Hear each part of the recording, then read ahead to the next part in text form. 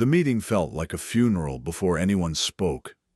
It was December 19th, 1944, inside a converted French barracks in Verdun, and the highest-ranking commanders in the Allied campaign sat around a heavy wooden table, studying a disaster unfolding faster than anyone had predicted.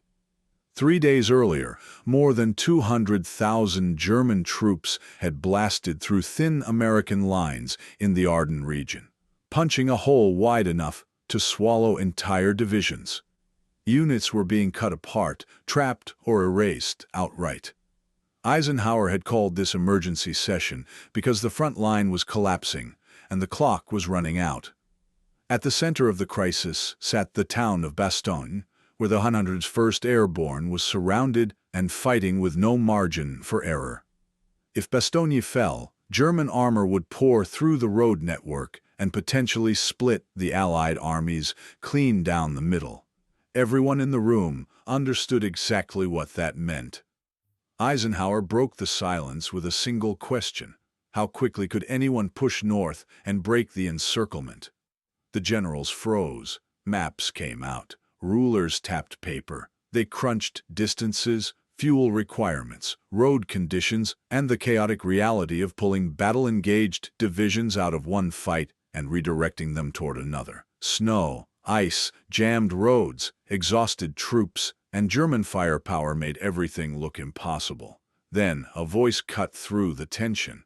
Patton said he could strike north with 2 divisions in 48 hours. Heads snapped toward him. Some officers looked stunned. Others looked annoyed.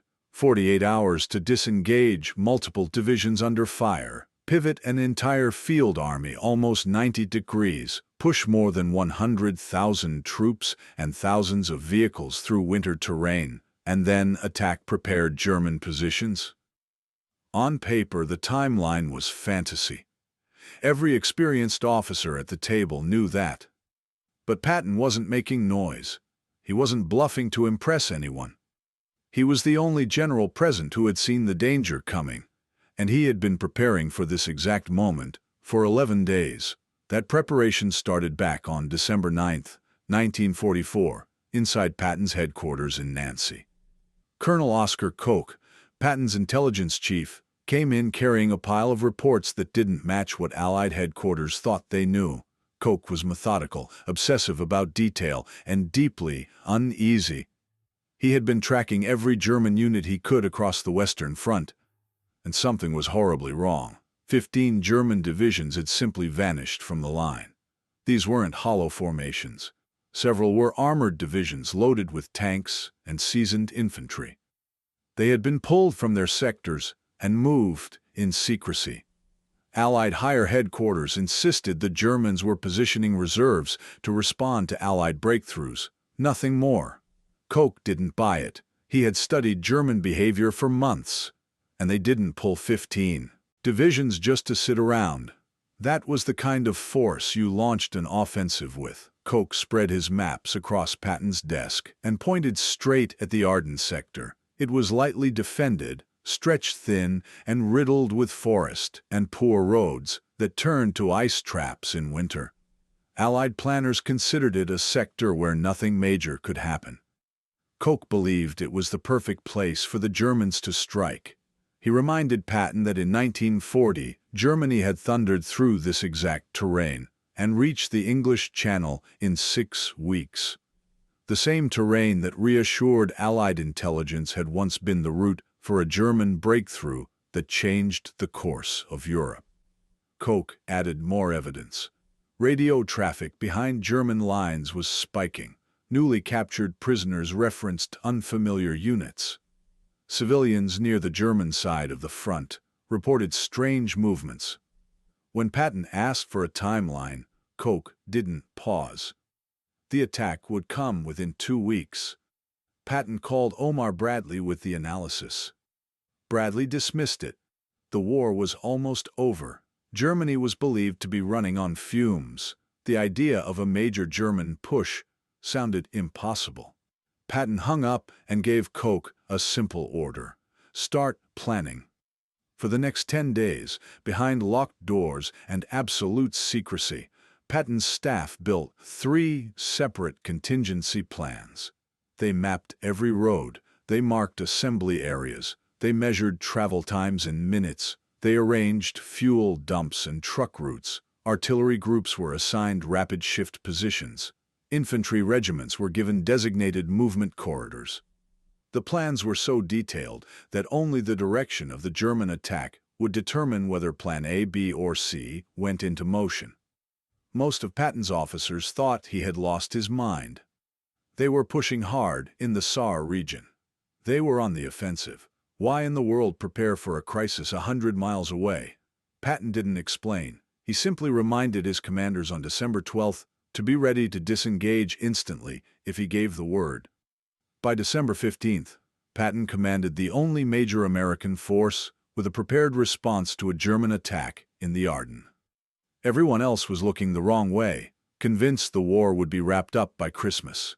The storm broke before dawn. At 5:30 a.m. on December 16, 1944, German guns roared across an 80-mile stretch of the front. Thousands of shells hammered American positions that had been quiet only hours earlier. Communications lines snapped. Outposts vanished. Then German infantry pushed forward, followed closely by tanks punching deep into the American sector. More than 200,000 German troops, spearheaded by armored formations, smashed into just 4 understrength American divisions. The defenders were outnumbered nearly 4-1. Some American units had been placed in the Ardennes specifically to rest. Now they were fighting for their lives. Terrain that normally favored the defender became a nightmare when communication collapsed. With headquarters blind and forward companies scattered, the German assault rolled forward like a tidal wave. At Supreme Headquarters, initial reports were brushed off as a localized German action. It wasn't until hours into the offensive that senior commanders realized they weren't facing a skirmish. They were facing a full-scale counterstrike. Bradley's headquarters sat in disbelief. Allied intelligence had insisted for months that Germany no longer had the ability to launch anything major.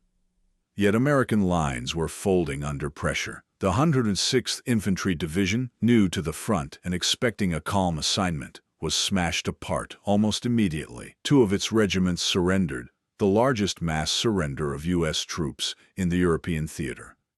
But at Patton's headquarters, the reaction was instantly different. When the first fragmented reports reached him, Patton didn't hesitate. He turned to Koch and asked for the German objective. Koch sifted through the messages and didn't need long. Bastogne. Taking that road network was their key, and once they held it, they could drive toward Antwerp. Patton nodded once and called for General Gaffey. It was time to activate the contingency plans. While other American staff officers scrambled to understand what was even happening, Patton's headquarters was already in motion. Orders went out for Third Army to begin pulling out of the Saar region, despite active combat. Troops who had been firing at German positions that morning were being told to prepare for a massive pivot toward the north. Most Allied officers would spend the next 3 days trying to figure out a response. Patton had decided on his 11 days earlier. By the time Patton arrived in Verdun for the emergency conference on December 19th, the situation had worsened. German armor had punched deep into the Ardennes. Towns had fallen. Supply lines were tangled. Winter storms prevented air support. When Eisenhower opened the meeting by insisting that the situation should be seen as an opportunity rather than a catastrophe, it caught several commanders off guard. But Eisenhower was right. The German push meant their own lines were overstretched and exposed if the Allies could counter fast enough. The problem was speed. No one was in place to strike. Every corps, every division, every road network was aligned in the wrong direction.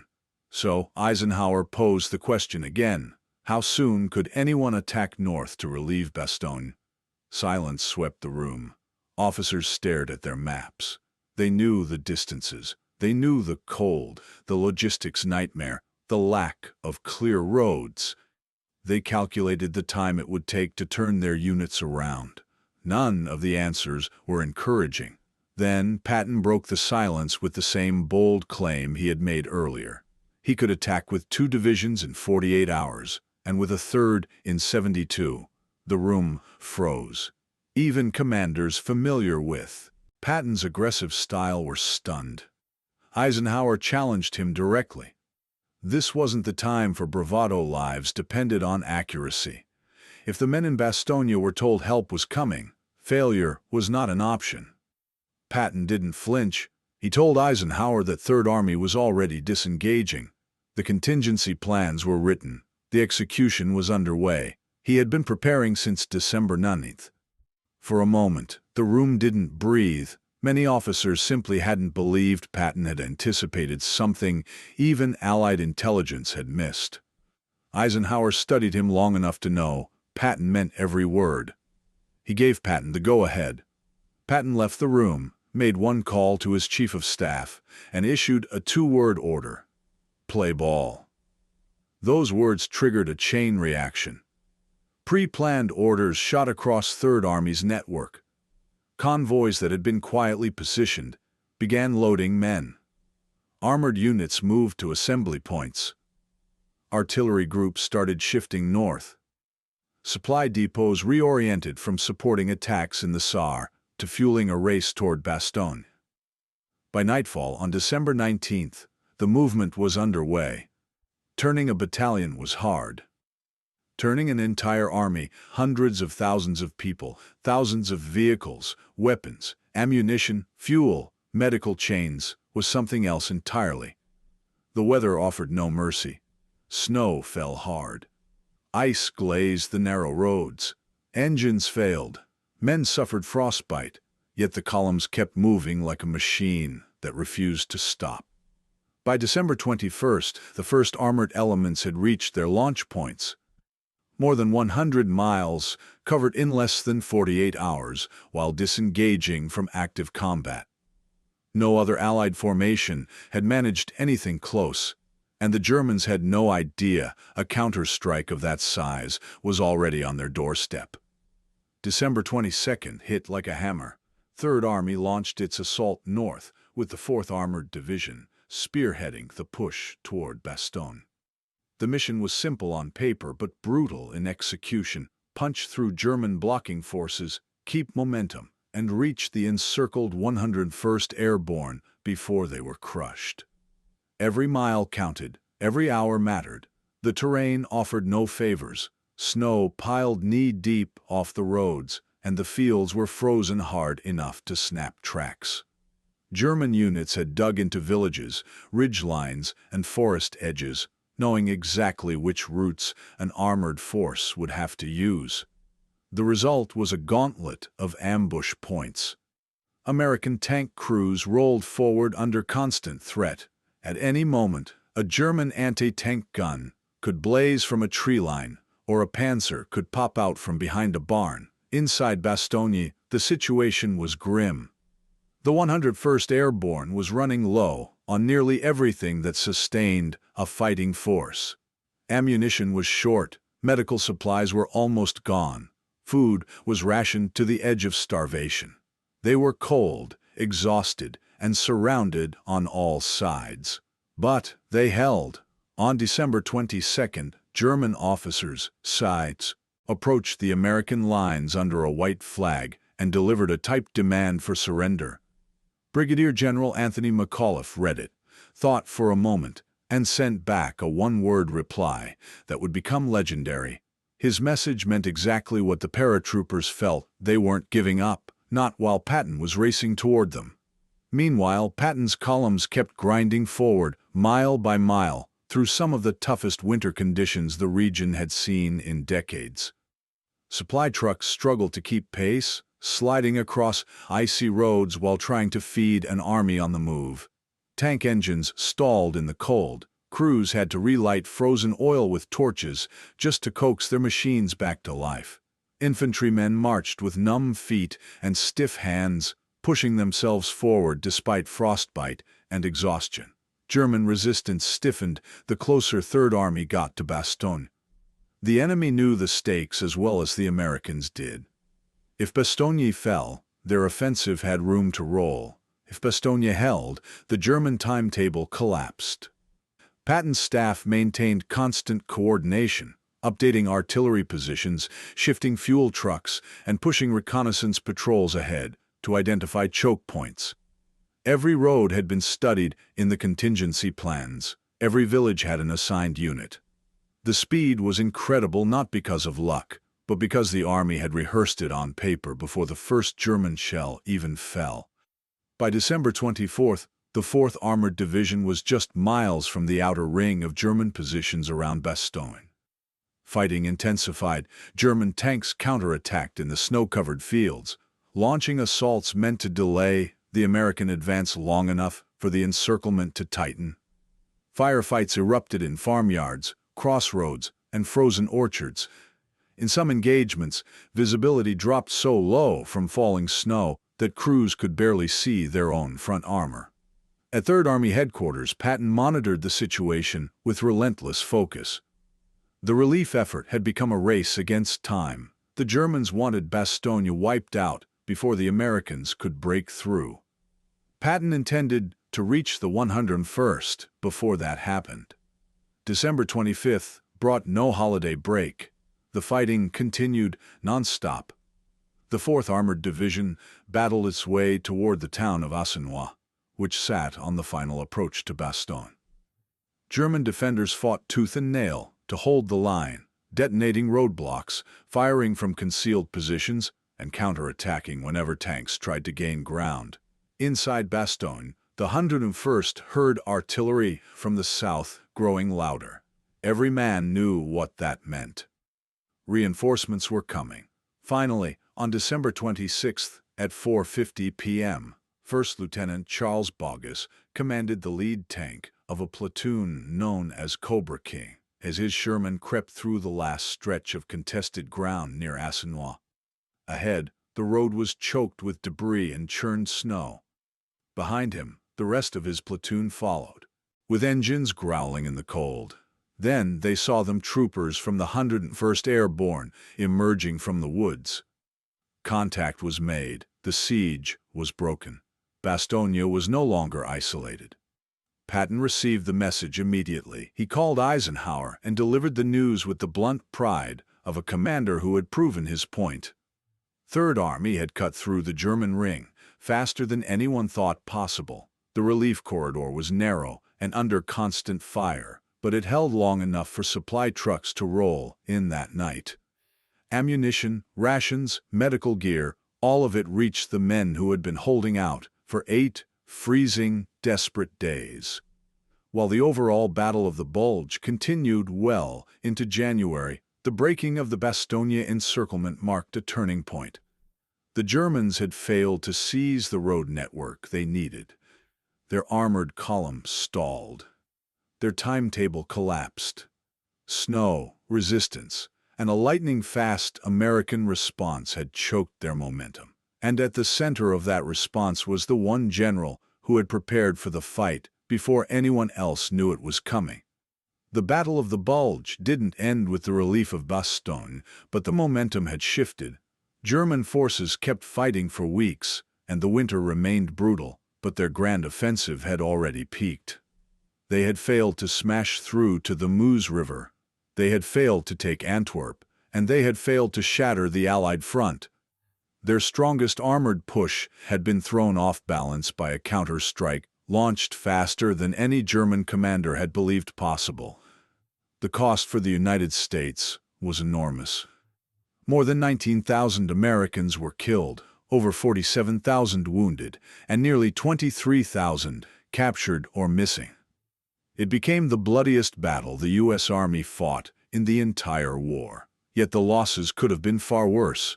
If Bastogne had fallen, if the German spearheads had owned that road network, the Allies might have faced a disaster that split their armies and extended the war indefinitely. In the weeks that followed, Allied headquarters examined what had gone wrong. How had a force of more than 200,000 German troops managed to strike with complete surprise? How had 15 divisions disappeared from the operational map without triggering alarms? The answer was uncomfortable. Someone had noticed. Oskar Koch had tracked those divisions long before the first German shell landed. He had seen the buildup. He had identified the likely target. He had warned his commander with clear, data-driven analysis. But higher headquarters discounted his assessment, convinced the enemy was too weak, too depleted, too desperate to mount a major operation. Their assumptions blinded them to the evidence. Koch took a different approach. He didn't assume Germany was finished. He studied the numbers, movement patterns, and gaps in radio traffic. He looked for what didn't fit, and found it. His analysis was one of the most accurate forecasts of the entire war. But an intelligence warning meant nothing unless someone acted on it. Patton acted. Bradley was briefed on the same information. So was the Supreme Allied Headquarters staff. They dismissed it. Patton didn't. He trusted Koch's interpretation, even when it contradicted the prevailing view. He prepared for an attack no one else expected. He ordered contingency plans, built down to the minute. He directed his staff to position fuel, trucks, ammo, and routes before the first German soldier moved. And when the blow came on December 16th, Third Army reacted instantly because they had rehearsed the impossible on paper, long before it became real. After the war, Allied interrogators questioned captured German generals about their expectations during the Ardennes offensive. Their statements were revealing and blunt.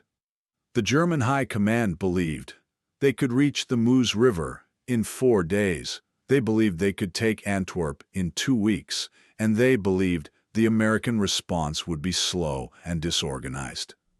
They counted on confusion. They counted on hesitation. They counted on Allied commanders taking too long to understand what was happening. What they didn't count on was Patton. German commanders openly admitted that Third Army's lightning-fast counterattack wrecked their timetable. They had assumed the Americans would need at least a week to redeploy a large force. Patton did it in 4 days. One German chief of staff called Patton the most aggressive panzer general the Allies had. Another, who led the 5th Panzer Army in the Ardennes, was even more clear. He said they expected Patton to react quickly, but never imagined he had already prepared for the offensive they had planned in secret. When Third Army smashed into their flank, they realized someone on the American side had read their intentions almost exactly. That someone was Oskar Koch. But he needed a commander willing to listen, and Patton was that commander. Together they formed the only headquarters on the Western Front, ready for a German attack that everyone else believed was impossible. Yet Patton received no special medal for the relief of Bastogne. No formal citation highlighted the 11 days of preparation. Koch remained mostly unknown outside intelligence circles. The official histories praised the speed of Third Army's maneuver, but rarely credited the quiet work that made it possible. Inside the military, though, the lesson was unmistakable. Intelligence mattered only when commanders respected it. Planning mattered only when leaders trusted their analysts enough to act. Higher headquarters failed because they filtered every report through the assumption that the war was nearly over. Koch succeeded because he treated evidence as evidence, not as something to be molded into a preferred narrative. Patton succeeded because he listened. When Patton stood in the Verdun meeting and said he could attack, in 48 hours, the other generals thought he was grandstanding. They were wrong. He was revealing that he had planned for a scenario they never took seriously. His readiness was not luck, recklessness, or bravado. It was preparation, and preparation was the difference between losing Bastogne and saving it. The difference between a German breakthrough and a German failure. The difference between a crushing Allied setback and a rapid counterstrike that stunned the enemy. That is why Patton was the only general ready for the Battle of the Bulge. He didn't rely on hope or assumptions. He relied on planning, discipline, and the one intelligence officer who saw the threat coming when no one else did. In war, preparation isn't just important. It's everything.